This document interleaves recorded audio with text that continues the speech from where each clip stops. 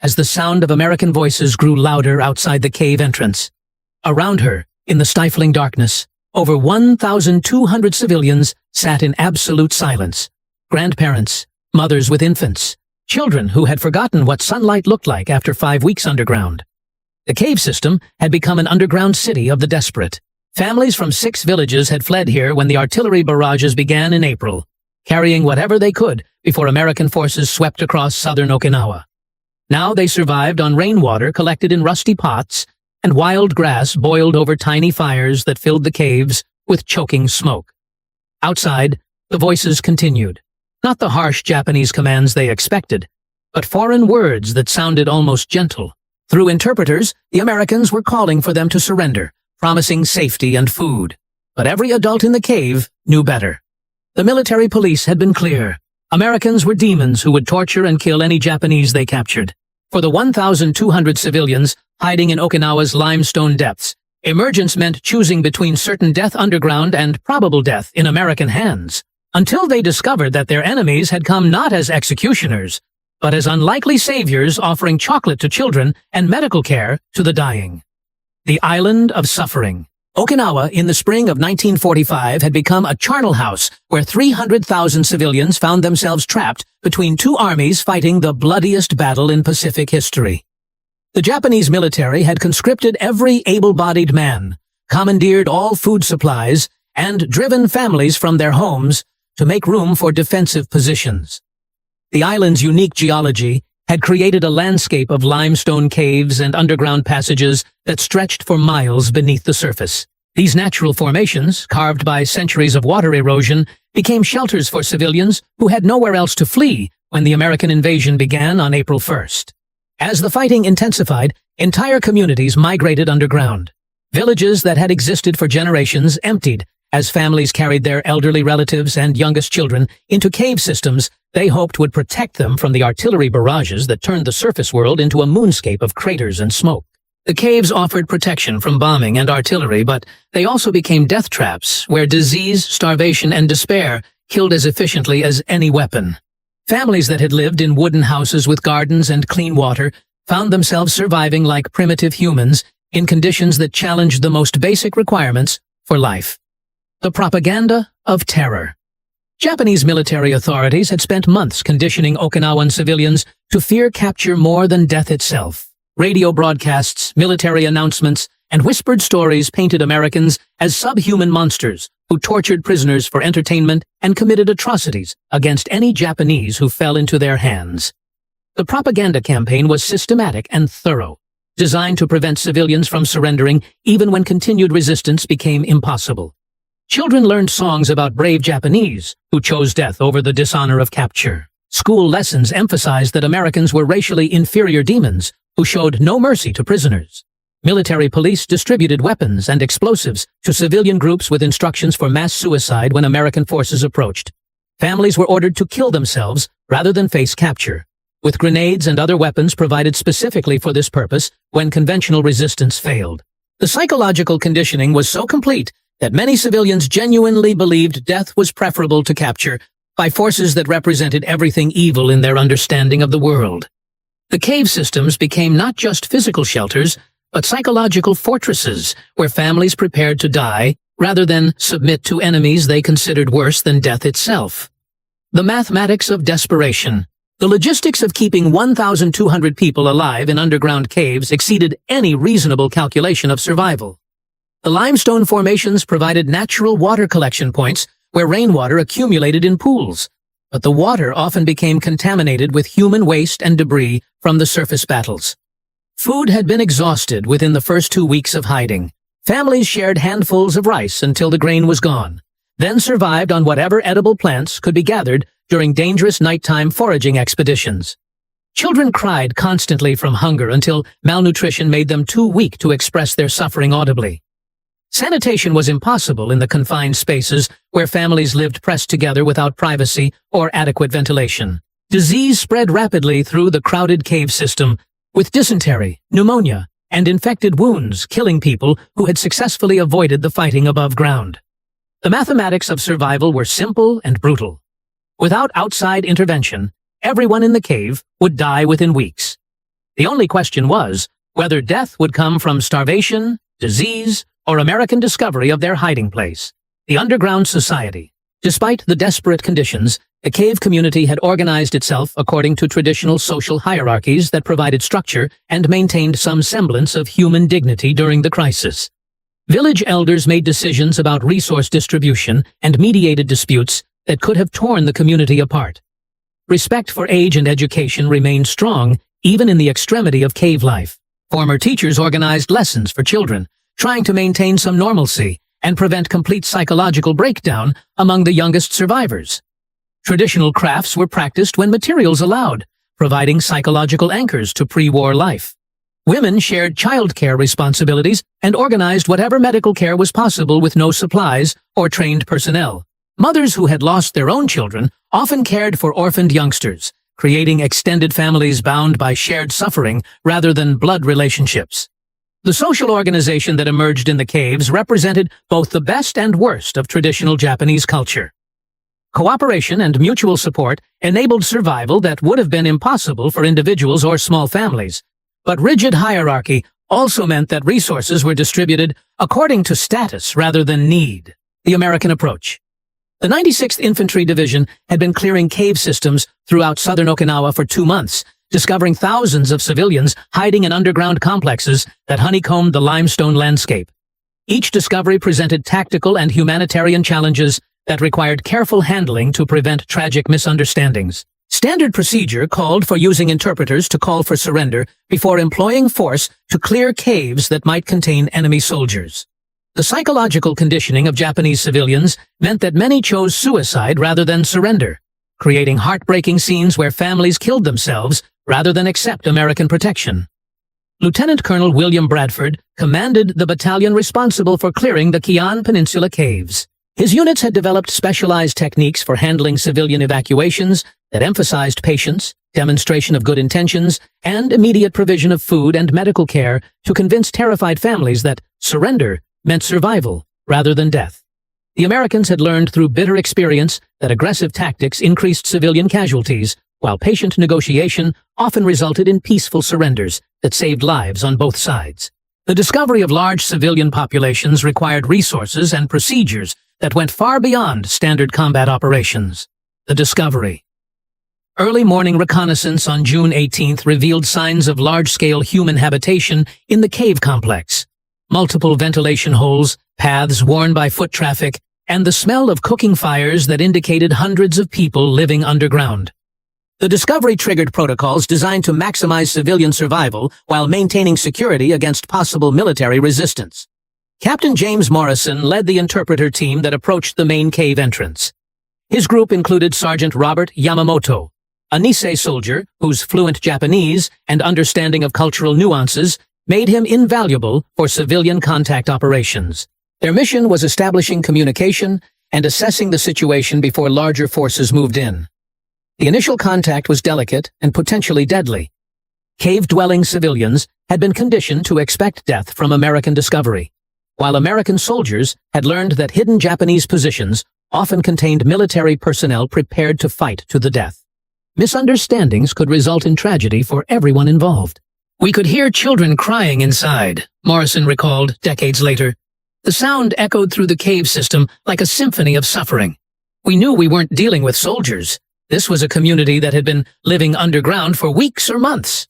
The first contact Sergeant Yamamoto approached the cave entrance cautiously, calling out in Japanese that identified him as American military personnel, but emphasized peaceful intentions and offers of assistance. His voice carried clearly through the cave system, reaching families who had been expecting death, but hearing instead promises of safety and food.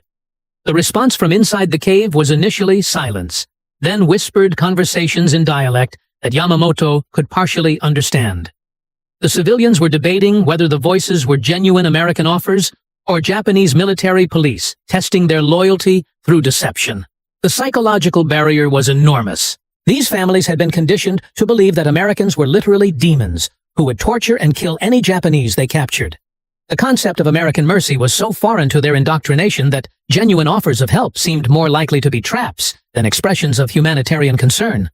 Yamamoto persisted for hours, repeating assurances of safety and describing the food, medical care, and protection that awaited anyone who chose to surrender. He spoke about American values that prioritized civilian welfare and international laws that protected non-combatants during military operations.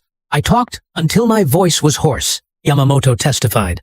"I told them about my family in Hawaii, about how Americans treated Japanese civilians there, about the food and medicine waiting outside." Slowly, voices began responding from the darkness. The emergence begins. The first person to emerge from the cave was an elderly man named Takeshi Nakamura, who had been chosen by the community elders to test American intentions. His emergence represented an act of courage that could save his community or result in his immediate execution, depending on whether the promises from outside were genuine. Nakamura stepped into the sunlight expecting to die. Instead, he found himself surrounded by American soldiers who lowered their weapons and offered him water from their canteens. The gesture was simple but profound. Enemy soldiers sharing their own drinking water with a man they could have killed without consequence. Captain Morrison extended his hand in greeting, a gesture that Nakamura initially didn't understand. When Yamamoto explained that Americans shook hands as a sign of respect and friendship, the elderly Japanese man hesitantly participated in a cultural exchange that marked the beginning of trust between former enemies. He was skin and bones, Morrison recalled, obviously malnourished, probably dehydrated, but still maintaining his dignity. When he bowed to us and we bowed back, you could see the relief in his eyes. He understood that we weren't going to hurt him. The Great Emergence. Word of Nakamura's survival spread through the cave system like electricity, triggering discussions about whether his treatment represented genuine American policy or special circumstances that might not extend to larger groups. The decision to emerge en masse required consensus among families who were literally betting their lives on American promises. The emergence began slowly, with small groups testing American reactions before larger numbers followed. Mothers with children came first, reasoning that Americans might show mercy to families even if they killed adult men. Then came the elderly and sick, people who were dying anyway and had little to lose by trusting enemy promises. The stream of humanity emerging from the cave system overwhelmed American personnel who had expected to find dozens of civilians, but instead discovered an underground city of over 1,200 people. The logistics of processing, feeding, and providing medical care to such numbers required immediate improvisation and calls for additional resources. Each person emerging from the caves was assigned an American escort who provided immediate assistance, water, food, and basic medical assessment. The systematic kindness demonstrated that their treatment was policy rather than individual charity, helping convince remaining families that surrender was genuinely safe. The children's revelation. The children emerging from the caves created the most powerful psychological impact on both American soldiers and Japanese civilians. These youngsters had been underground so long that many had forgotten what sunlight felt like, while others had never experienced kindness from strangers who weren't family members. 3-year-old Hiroshi Yamamoto had been born just before the American invasion and had spent most of his conscious life in caves. When Staff Sergeant Tommy Rodriguez offered him a chocolate bar, the child had no context for understanding what the brown square represented or why a foreign soldier would give him something sweet. The kid just stared at the chocolate, Rodriguez recalled. He'd probably never seen candy before, didn't know what to do with it, when he finally took a bite, and his face lit up with that smile. That moment made everything we'd been through worth it. The distribution of candy, chewing gum, and other treats to cave children created visible evidence of American intentions that transcended language barriers and cultural differences. Parents who watched enemy soldiers sharing food with their children began understanding that their captors possessed human emotions and cultural values that prioritized child welfare. The medical crisis. The physical condition of civilians emerging from the caves shocked American medical personnel who discovered evidence of systematic starvation, disease, and neglect that exceeded anything they had encountered during previous Pacific campaigns. Many people required immediate medical intervention to prevent death from malnutrition and dehydration. Army Medic Corporal Benjamin Chen had treated combat casualties throughout the Pacific War, but the cave civilians presented medical challenges that went beyond trauma surgery to include diseases and conditions that resulted from prolonged exposure to unsanitary living conditions and inadequate nutrition. They were like walking skeletons, Chen documented in his medical reports. Adults weighing maybe 80 pounds, children who looked like they were dying from starvation, old people with infections that should have been treated weeks earlier. We were looking at the results of people living like animals underground. The medical treatment provided to cave civilians became another demonstration of American humanitarian values that contradicted Japanese propaganda about enemy brutality. Professional medical care administered without regard for nationality or military status proved that Americans valued human life even when those lives belonged to enemy civilians. The food distribution. The systematic distribution of food to 1,200 hungry civilians required organizational capabilities that impressed Japanese observers familiar with their own military's chronic supply shortages. American logistics personnel established orderly distribution lines that ensured everyone received adequate nutrition without creating chaos or competition. The food itself represented abundance that most civilians had never experienced even during peacetime. K-rations containing canned meat, crackers, chocolate, and cigarettes provided more nutrition than many families had consumed during entire weeks underground. The casual generosity of sharing military rations with enemy civilians suggested resources beyond Japanese comprehension. Mess Sergeant Frank Kowalski supervised food preparation that included hot rice, soup, and other foods familiar to Japanese dietary preferences. The effort to provide culturally appropriate meals demonstrated respect for civilian traditions that exceeded minimum humanitarian requirements. "We cooked enough rice to feed a regiment," Kowalski recalled. "These people hadn't had a hot meal in weeks, maybe months. When they started eating, some of them cried. Grown men and women crying over a bowl of rice because they couldn't believe it was real." The cultural bridge. Language barriers between American personnel and Japanese civilians created opportunities for cultural exchange that went beyond immediate humanitarian assistance. Nisei interpreters like Sergeant Yamamoto served as bridges between cultures that had been portrayed as irreconcilably opposed. The presence of Japanese-American soldiers in American uniforms challenged civilian assumptions about American racial policies and treatment of ethnic minorities. Many cave dwellers had been told that America oppressed Japanese people. Yet here were Japanese faces speaking their language while wearing American uniforms and serving with obvious loyalty. Cultural sensitivity shown by American personnel, removing shoes before entering certain areas, bowing appropriately to elders, respecting family relationships, demonstrated understanding that contradicted propaganda about American cultural barbarism. These gestures helped establish trust that enabled continued cooperation. Simple acts of human courtesy, helping elderly people walk, carrying children who were too weak to stand, providing privacy for families during medical examinations, showed respect for human dignity that transcended national boundaries and military circumstances. The psychological transformation. The psychological adjustment required for civilians to accept American protection after months of conditioning to expect death challenged fundamental assumptions about enemy character and Japanese military propaganda. Many experienced cognitive dissonance that required weeks or months to resolve.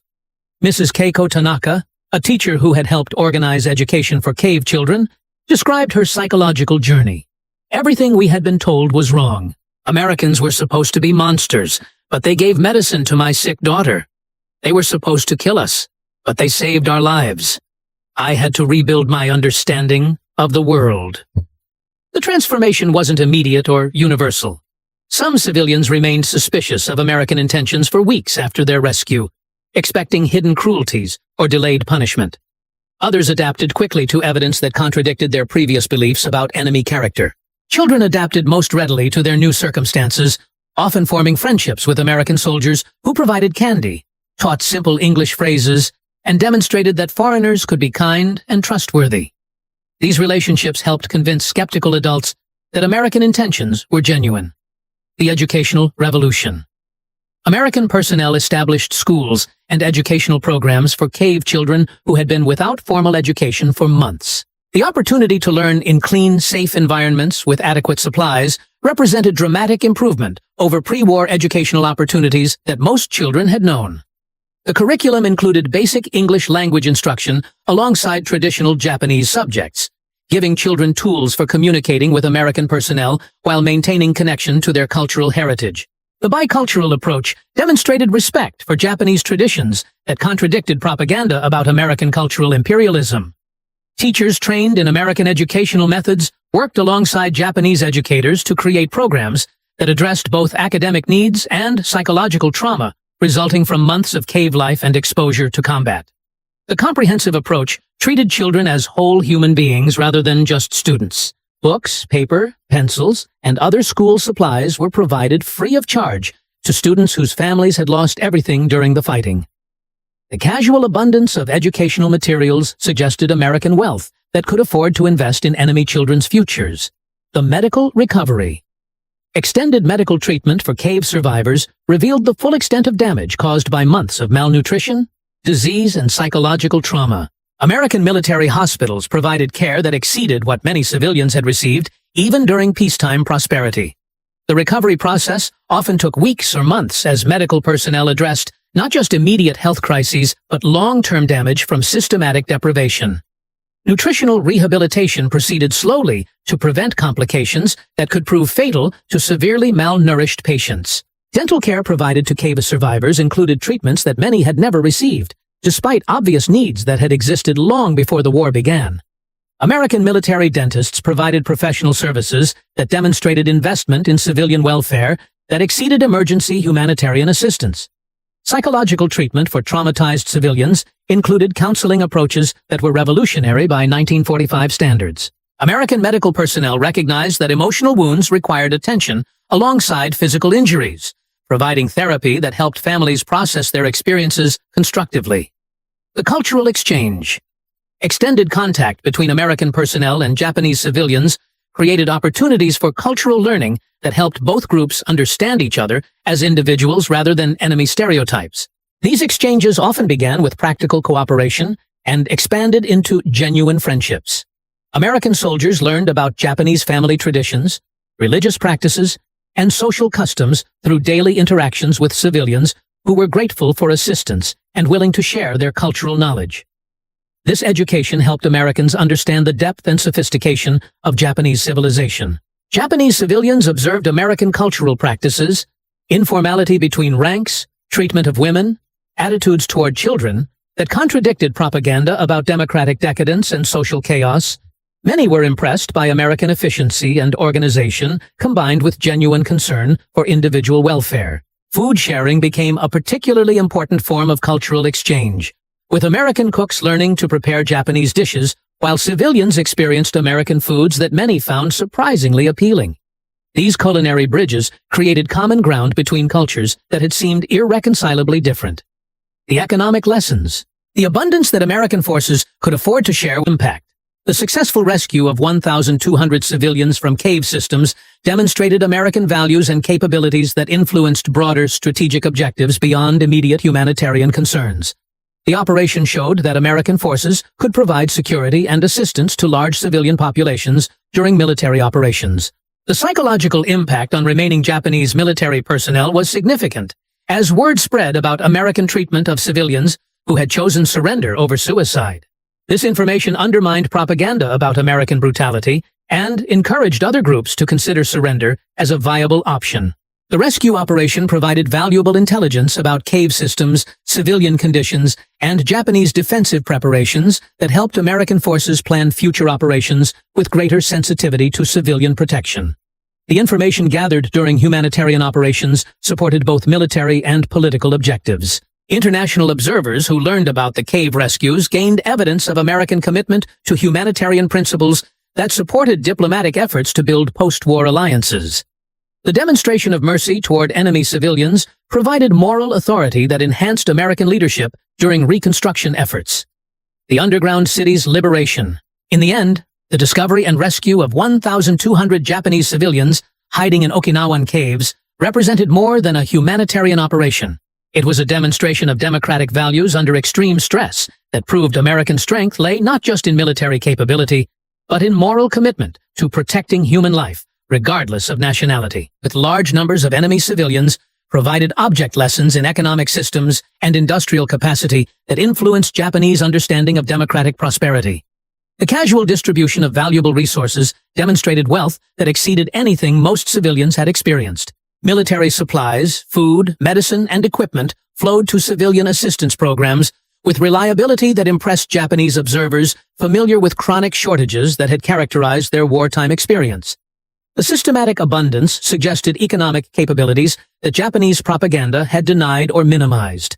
The efficiency of American supply systems, regular delivery schedules, quality control, variety of available goods, revealed organizational competence that exceeded Japanese military logistics even during the peak years of expansion. This evidence influenced post-war Japanese economic policies that emphasized industrial production and international trade. Japanese economists and government officials who observed American operations began understanding the industrial capacity that had enabled American victory.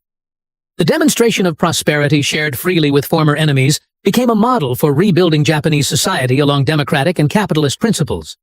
The families who had expected death and found salvation carried memories of American kindness that influenced their understanding of international relations for generations. Children who received chocolate from enemy soldiers grew up to become advocates for peaceful cooperation between former adversaries. The underground city that had been a tomb became a symbol of rebirth, where civilians who had lost hope discovered that enemies could become protectors, that mercy could triumph over vengeance, and that humanity could survive even in the deepest darkness of mechanized warfare. The cave rescue proved that in the midst of history's most devastating conflict, individual acts of compassion could transcend national boundaries and ideological differences, creating possibilities for healing that would bloom into decades of peace and friendship between nations that had fought with deadly determination just months before. For the 1,200 souls who emerged from limestone darkness into American light, the rescue represented their liberation not just from physical imprisonment, but from the hatred and fear that war had created. Their survival became proof that mercy was stronger than vengeance, that humanity could triumph over ideology, and that former enemies could find common ground in the simple recognition that every life was worth saving, regardless of the uniform it had worn or the flag it had served.